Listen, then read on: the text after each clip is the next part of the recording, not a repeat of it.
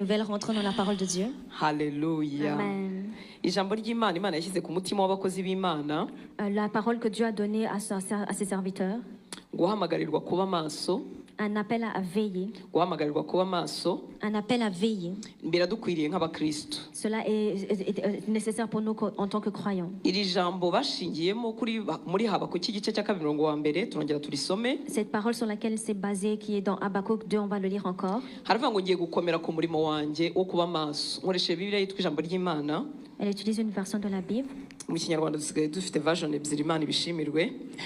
Amen. Ngo ngiye gukomera ku murimo wanjye wo kuba maso, ngiye guhagarara ku munara w'igenzura, ngiye guhanga amaso kuhoraho, ntegereze icyo ambwira, mbese nzasubiza iki abanyitotombera. J'étais à mon poste et je me tenais sur la tour. Je veillais pour voir ce que l'Éternel me dirait et ce que je répliquerai après ma plainte. Ngiye gukomera ku murimo wanjye wo kuba maso, Je vais me tenir sur mon poste pour veiller. ngiye guhagarara ku munara w'igenzura, Je vais me tenir sur la tour. ngiye guhanga amaso kuhoraho, Je vais regarder vers l'Éternel ntegereze icyo ambwira. en attendant à entendre ce qu'il va me dire. Haleluya. Amen. Twakwibaza ngo kuba maso gute, On peut se demander comment veiller. ko dufite ibintu byinshi duhugukiye, Parce qu'il y a beaucoup de choses peut-être qu'on cherche. dufite ibintu byinshi duhugukiye, Il y a beaucoup de choses. tuba turi maso muri byo, Il y a des choses pour lesquelles on a comme les yeux kandi ouverts. tubikurikiranira hafi, Et nous regardons de près. kandi twese biratandukanye, Et pour chacun de nous, c'est kuko différent. ibikwenteresa hari igihe biba bitandukanye n'ibinyenteresa. Ce qui t'intéresse n'est peut-être pas ce qui m'intéresse. Kandi nasanze Imana yarabikoze gutyo kugira ngo abantu bose bagire ibintu bitaho, ibintu byose bigira ababikora. Et je sais que Dieu l'a fait ainsi pour que chacun ait quelque chose pour lequel il va s'occuper. Haleluya. Amen. Haleluya. Amen.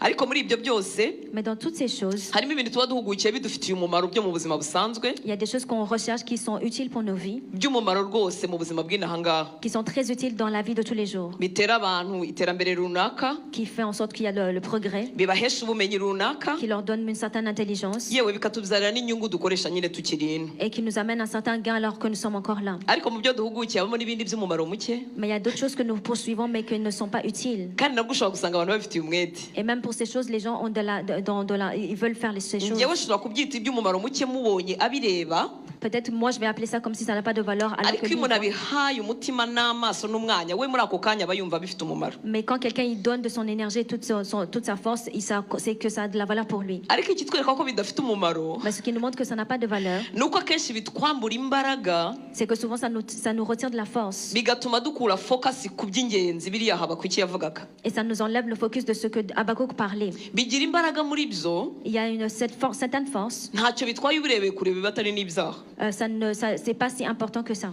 ariko byigiramo imbaraga Mais il y a une certaine force à l'intérieur zo gutuma umuntu akura amaso ku Uwiteka. qui fait en sorte que tu enlèves tes yeux de l'Éternel. Ariko ubirebye witambukira gutyo ubona ntacyo bitwaye, Mais si tu regardes juste comme ça en passant, c'est correct. bitanagayitse cyane kuko isi yuzuye ibintu byinshi bigayitse. Car la terre est remplie de beaucoup de choses qui ne sont pas si... Ibyo byo ubona ntacyo bitwaye ukuntu, Et ces choses, c'est pas si important. ariko muri byo ikibazo cyabyo Mais dans ces choses, ce qui est bigiramo imbaraga problématique, c'est qu'il y a une force zambura umuntu ya focus yari afite y'Imana. qui vient dépouiller cette personne du focus qui était sur Dieu. Imana itugirire ubuntu. Que Dieu nous aide. Mbere rero yuko tuvuga kuri Habakuki, Avant de parler de Habakkuk, we yari abereye maso igihugu, lui, il veillait sur le pays. nk'uko mama Sara yabivuze. Comme maman Sarah l'a dit. Bari bahagaze mu gihe kigoye, Ils étaient dans un moment difficile. kuko bari barateye Imana yabo umugongo, Parce qu'ils avaient détourné leur Dieu de bari mu gihe cyo gusarura itera Imana umugongo ryabo. Ils étaient en train de récolter ce qu'ils ont fait en tournant leur dos de Zari Dieu. bibabaje, C'était compliqué, c'était ariko niko dur. byagendaga. Mais c'est comme ça que ça se Bateraga passait. Imana umugongo, bakagira ibyago, bakongera bagatakira Uwiteka, Uwiteka akongera akabatabara.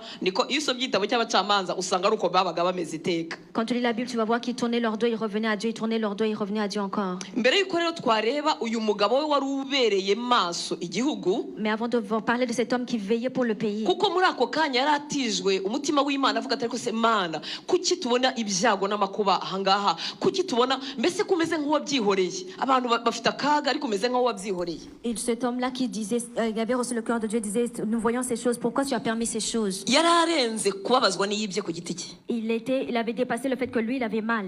yari afite umutwaro w'igihugu. Ni nk'uko uyu munsi wakwikorera ibyaha birimo bibera hano hantu. Il avait le fardeau. C'est comme si toi, tu porterais le fardeau des péchés qui se trouvent ici. wabona abarengana, wabona abasinzi, wabona abanywara umogi, wabona ingo zisenyuka ukumva ugize agahinda kandi atari ibyawe. uwo nguwo aba ari agatima Imana idutijije. Quand tu regardes des fardeaux, des gens qui souffrent, et sur ce fardeau, c'est comme si le cœur de Dieu t'est prêté. kuko ubundi twese turi abantu birebaho. Parce que d'habitude, nous, on regarde ce qui nous concerne. kuko n'ibyacu biba ari byinshi. Parce que même pour nous, c'est beaucoup. kandi biba bitararangira. Et ce n'est pas encore terminé. ariko tutarajya kuri uyu mutima w'Imana wo kurebera igihugu, Mais sans considérer le cœur de Dieu pour voir le pays, reka turebe ko Yesu asaba abamukurikira kuba maso voyons ce que Jésus dit à ceux qui veulent le suivre. n'impamvu Et yabibasabaga.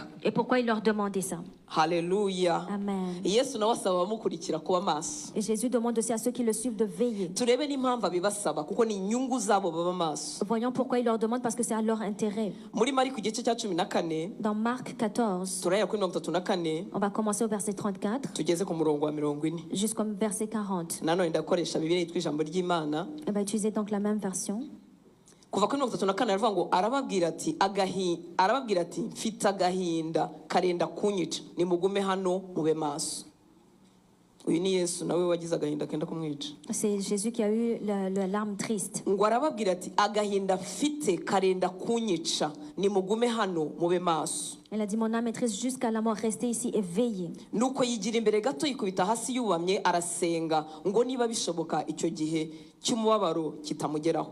Bon, ayant fait quelques pas en avant, il se jeta contre terre et pria. S'il était possible, cette heure s'éloigna de lui.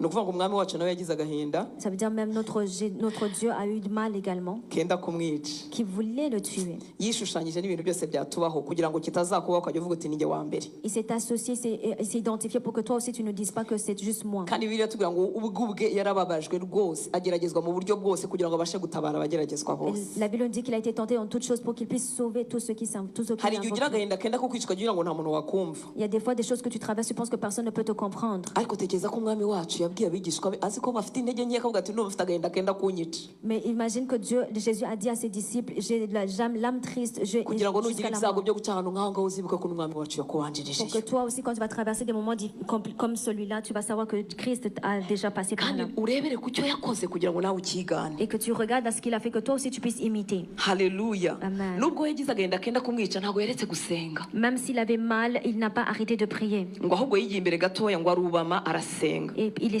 s'est avancé, il a agenouillé pour agahinda prier. ntikamubujije gusenga. La douleur ne l'a pas empêché de ndetse prier. Bibiliya iravuga ngo yewe ubabaye we nusenge. Même la Bible nous dit quand tu as mal que tu pries. umwanzi atugenza ko iyo tubabaye tuvuga ngo nta nubwo mbashije no gusenga ngo rwose ngo mana nawe irabizi ariko irashaka kugira gute gusenga. Le malin veut nous convaincre de ne pas prier, mais Dieu veut que toi tu puisses prier. yakoze n'ikindi kintu gitangaje, ntiyaretse gukomeza kuburira cyangwa se